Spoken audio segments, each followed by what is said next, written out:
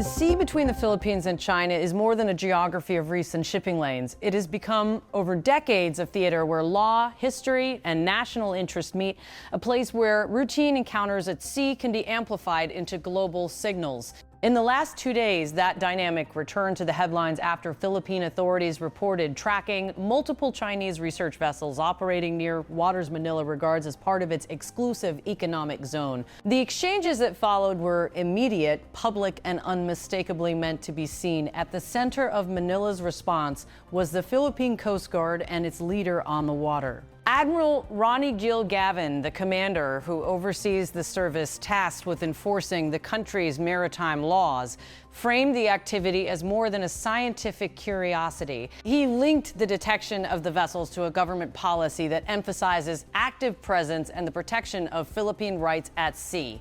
In the Coast Guard's strongest public language, he made clear what would happen next. He said, "Asterisk, we will not tolerate any illegal marine scientific research conducted without our government's consent. We are deploying aircraft and vessels to challenge and drive away these unauthorized vessels to protect Philippine sovereignty and sovereign rights text principle."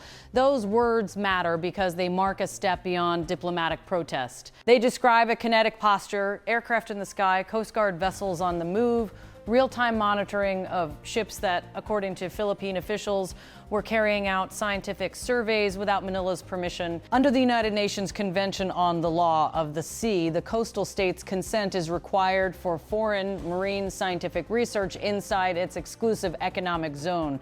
That technical legal rule has, in practice, become a line of sovereignty. Anyone with an interest in the area watches closely. From Beijing's side, the reaction has been predictable and pointed. Chinese state media and official Coast Guard accounts released their own version of events. They described a separate incident the same day, an allegation that 5 Philippine personnel landed on a feature the Chinese government claims in the Spratly chain. Chinese outlets said Coast Guard officers landed, documented the scene, raised a flag, and that Chinese law enforcement units then handled the incident. That counterclaim, public, assertive, and photographed, added a mirrored layer to Manila's posture. These parallel claims, Chinese survey vessels operating in waters Manila regards as Philippine personnel accused by Beijing of landing on a disputed feature, are the kind of tit-for-tat exchanges that have defined the South China Sea in recent years. Each side interprets routine activity through a political lens, surveys and sample gathering for one side, sovereignty assertion and law enforcement for the other. The result is a steady drumbeat if incidents that taken together raise the temperature and the probability of error. To understand why every stir of oil, echo sounder, or flag matters, it helps to step back and look at what the South China Sea represents. It is a maritime highway for global trade, a source of food for coastal communities, and a region thought to contain hydrocarbon deposits and other seabed resources. For the Philippines, geographic facts are also legal facts. Its 200 nautical mile exclusive economic zone forms the legal basis on which officials insist foreign research must be authorized.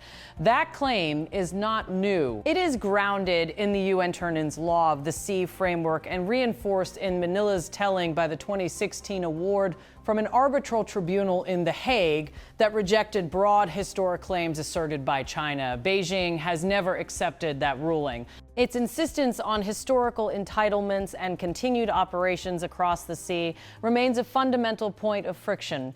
Science complicates the picture because research tools are also tools of information. Modern oceanographic ships map seabeds with exceptional precision. They deploy acoustic sensors, submersibles, and unmanned systems that can collect data useful for everything from environmental study to undersea infrastructure planning. In contested waters, the same data can be read through a strategic frame, mapping that improves navigation, locating features suitable for future installations, or cataloging conditions that have secondary uses for security planning. Put simply, an uninvited research vessel is rarely read as neutral. On the Philippine side, the new posture follows a deliberate policy shift that Manila has pursued in recent years. Where once quiet diplomacy and formal protests were the norm, Philippine strategy now emphasizes visible enforcement, patrols, presence missions, legal challenges, and, when necessary, direct operational responses. The Philippine Navy and Coast Guard have both stepped up patrols in WA. Team Manila calls the West Philippine Sea. They work alongside agencies that monitor fishing, environmental protection, and maritime law enforcement. Nearby partners and allies watch too, because an incident here can ripple into wider regional calculations. Beijing's approach has been steady in its own terms. China maintains expansive maritime claims and has invested in a blend of regular patrols and a layered presence that includes Coast Guard cutters, research vessels, maritime militia, and naval patrols. China publicly frames these steps as routine measures to protect territorial integrity and maritime order. When Chinese agencies assert that foreign parties have intruded or that Chinese law enforcement officers have handled incidents, they are making a public case meant to reinforce jurisdiction and control. This episode arrives at a moment of high regional attention. The Philippines has been engaging with partners through exercises and capability transfers. Alliance activity, multi-lateral diplomatic moves, and arms acquisitions have all been on the regional agenda. In that context, the arrival of survey vessels is easily woven into a larger narrative about alignments, deterrence, and presence. A single survey ship on the ocean can be read as a signal intended to be watched by capitals far beyond the nearest shore. Analysts face the question all over again: is this an isolated spike or part of a mounting trend? The evidence points toward the latter. Encounters over research activities, fishing, patrols, and transits have become more frequent in recent years. Each interaction is a discrete event, but together they reflect a rising tempo in contested areas that increases the chance of missteps and miscalculations. The close maneuver, a damaged hull, an aggressive radio exchange, any of these can escalate beyond what either side intended. There are clear practical consequences for Manila. If foreign research platforms operate repeatedly and without consent inside tours claimed by the Philippines, they can gather long-term data sets, test unmanned or undersea systems, and over time normalize their presence. That normalization is one of the strategic dangers behind Manila's legal and operational pushback. When detection and challenge are rare, presence can become de facto control. By dispatching aircraft and patrol vessels, Philippine authorities aim not just to react, but to prevent a slow slide toward passive acceptance of ambiguous behavior. Environmental and livelihood concerns tighten the link between law enforcement and stewardship. Philippine officials have in recent months raised alarms about damage to coral reefs, incidents involving fishing gear, and reports of hazardous materials recovered near contested features. For coastal authorities, protecting legal entitlements is also about protecting ecosystems and the fishermen and communities who depend on them. When Coast Guards and fisheries departments act, they are defending both rights and resources. Diplomatically, Manila faces a delicate balancing act. It must be firm enough to defend legal rights and reassure domestic audiences while avoiding steps that might trigger armed conflict. It must preserve channels of communication with Beijing, even as it pushes back publicly. That balancing is complicated by the South China Sea's dual nature, intensely bilateral between Manila and Beijing, yet simultaneously multilateral because other claimants, outside partners, and global trading interests are all engaged by the outcome. One useful way to think about the immediate risks is to separate intent from outcome. The intent behind a research mission may be scientific or strategic. The intent behind a Philippine patrol may be law enforcement or signaling. Outcomes are shaped by what happens at sea and how each side interprets those actions. Clear, consistent communication and established incident management channels can reduce the chance that routine contact spirals into some. Even worse, without those, every interaction acquires outsized weight. Legal tools remain in play. The 2016 arbitral award is a touchstone for Manila's case. Its ruling that much of China's historic claim had no legal basis is regularly invoked by Philippine officials when they demand consent for research or lodge protests. Beijing's long-standing rejection of the award, however, means legal clarity does not automatically translate to operational compliance in the water. The result is a gap between law and practice that both sides and the wider region must navigate.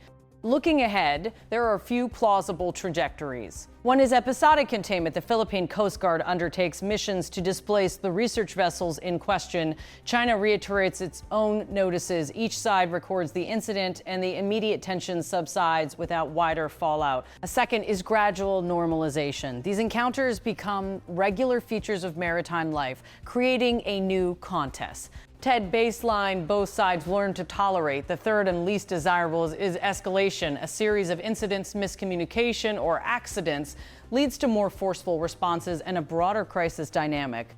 Which path unfolds will depend not only on decisions in Manila and Beijing, but also on the choices of regional stakeholders and the tone of diplomatic engagement. Confidence-building measures, channels for immediate communication at sea, formal protocols for boarding and inspection, and third-party monitoring can lower risk. When governments exercise restraint while preserving rights, they often prevent routine incidents from becoming political crises. Technology is changing the map. Satellite tracking, dark vessel detection systems, and sophisticated survey platforms make movements visible in ways they were not a decade ago. That transparency can deter some actions, but it also makes every movement a public and therefore political act. When a vessel's position is shared with, the public expectations and reputational pressures shift quickly and decisively. Visibility increases scrutiny, and scrutiny compresses reaction times. For people living on the islands and shores closest to these encounters, the stakes are intensely personal. Fisheries are affected, access to resources can change, and everyday life can be disrupted by a buildup of vessels and patrols. That human angle is sometimes lost in high-level strategic debate, but it is critical. Decisions taken by Coast Guards and navies have immediate effects on coastal communities. Protecting sovereignty in this sense is simultaneously about protecting livelihoods. There are also political considerations at home. Domestic audiences expect governments to defend territory and rights. Leaders balance public expectation against the diplomatic need to avoid armed confrontation,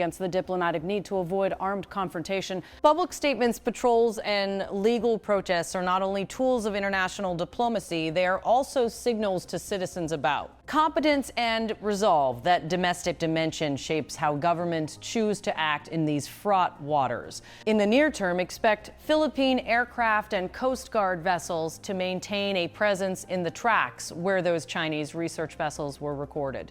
Expect Beijing to continue to assert its version of events and to publish law enforcement actions that, in its language, protect territorial integrity. Expect regional capitals and key partners to watch closely, issue measured statements, and urge restraint. The wider lesson is enduring. Even activities labeled as scientific carry political weight. What starts on the ocean floor, a sonar sweep, a seabed map, a sample bottle, can become a symbol in a contest over rights and influence. That is why Coast Guards and navies, diplomats, and legal advisors all pay close attention when research vessels arrive and their presence is disputed. For now, the story is still unfolding. Aircraft have been sent, patrols have been ordered, and each side has made its case in public.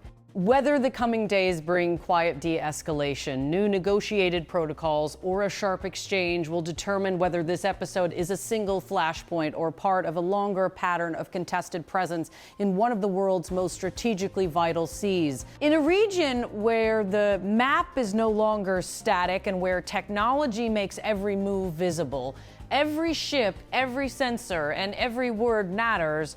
Not just to the countries whose flags fly over these waters, not just to the countries whose flags fly over these waters, but to the millions who depend on them and to the broader international order that watches from afar.